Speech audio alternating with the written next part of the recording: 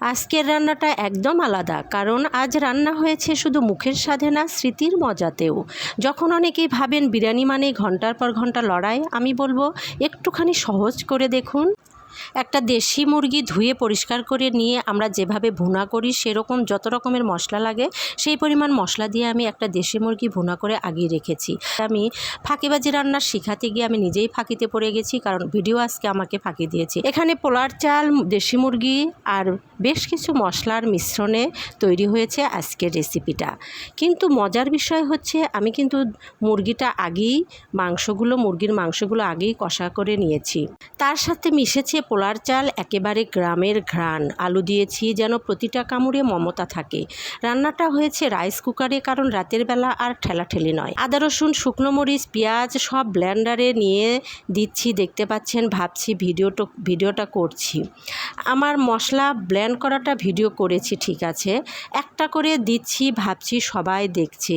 আদা রসুন বাটা, জিরে বাটা, মরিচ বাটা, ধনিয়া বাটা, কালো মশলা, সাদা মশলা সব দিচ্ছি। আমি তো ভাবছি সবাইকে দেখাতে পারবো, কারণ ভিডিওটা হচ্ছে। কিন্তু যখন সব মাখানো শেষ তখন টের পেলাম ভিডিও তো অনই হয়নি। আমি তো ভিডিও অনই করিনি। কি আর বলবো বলুন, মানে পুরো মাখানোটা শুধু আমার চোখেই দেখা হলো, আপনাদের দেখাতেই পারলাম না। কিন্তু তাতে কি, রান্নাটা তো হলো স্বাদ জ্বালার ঠিকানায়। সেই পুরনো ঘ্রাণ, দুধ আর মাংসের মিলন, যেটা একবার খেলে মনের ক্লান্তিও গলে যায়। ভিডিও মিস হলেও স্বাদ মিস হয়নি। এইটা যদি আপনি একবার বানান, দেখবেন সন্ধ্যা রাত খাওয়ার সময় সব মিলে এক রঙিন অভিজ্ঞতা। আপনার বিরিয়ানি হোক সহজেই অসাধারণ। বিরিয়ানি মানেই কিন্তু জটিল কিছু না। আমি একদম খিচুড়ি যেভাবে হাতে মাখা করে, আমি সব কিছু পোলার চাল আগে ধুয়ে নিয়ে পরিষ্কার করে তারপরে রাইস কুকারে দিয়েছি। তারপর একে একে সবগুলো মশলা, আদা রসুন বাটা, জিরে বাটা, মরিচ বাটা, শুকনো মরিচ বাটা আমি ব্লেন্ড করে নিয়েছিলাম। সবগুলো বাটা, কালো মশলা, সব মশলা একসঙ্গে রাইস কুকারের ভিতরে দিয়ে হাত দিয়ে মাখিয়ে নিয়ে তারপর আমি দুধ দিয়েছি 1/2 কেজির মতো।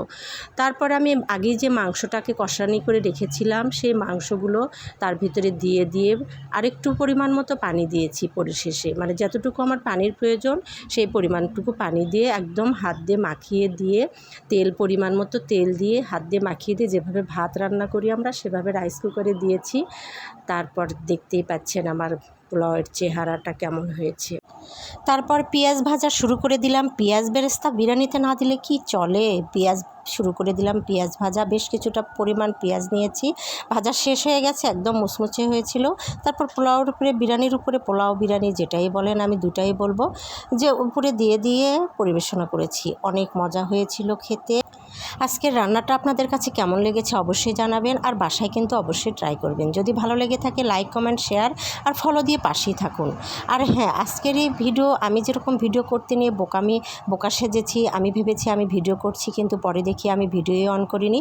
এরকম কারা কারা আমার মতো হয়েছে, কাদের লাইফে এরকম হয়েছে, সেই অনুভূতিটা কিন্তু আমাকে অবশ্যই জানাবেন। আমি আপনাদের সঙ্গে শেয়ার করেছি, আপনাদের অনুভূতিটা কেমন অবশ্যই আমাকে জানাবেন। আর লাইক, কমেন্ট, ফলো দিয়ে পাশেই থাকবেন। ধন্যবাদ সবাইকে।